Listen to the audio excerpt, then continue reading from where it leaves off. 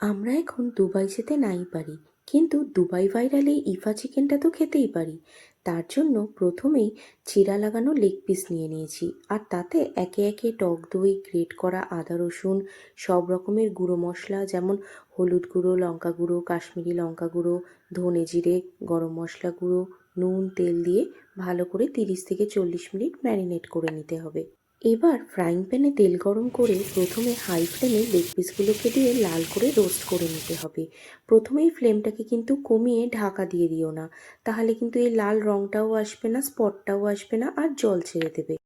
এবার চিকেনগুলোকে উল্টে দিয়ে চিকেনের উপরে এক্সট্রা মশলা দিয়ে ফ্লেমটাকে কমিয়ে ঢাকা দিয়ে দিতে হবে চিকেনটাকে সেদ্ধ হওয়ার জন্য। 12 থেকে 15 মিনিট সময় দিলেই যথেষ্ট।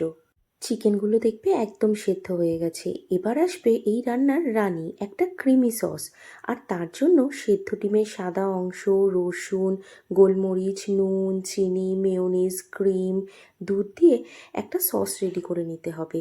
এবার চিকেনের ওপর এই সসটা দিয়ে দিতে হবে। এই সসটা পনির কিংবা পাস্তার সাথেও খুব ভালো যায়, একবার বাড়িতে বানিয়ে দেখতে পারো। আর ওপর থেকে বেশ খানিকটা ধনেপাতা ছড়িয়ে পরিবেশন করলেই রেডি হয়ে যাবে দুবাই ভাইরাল ইফা চিকেন। কেমন লাগলো তোমাদের জানাতে ভুলো না কিন্তু। আজ এটুকুই, ভালো লাগলে অবশ্যই বাড়িতে বানিয়ে দেখো। টাটা।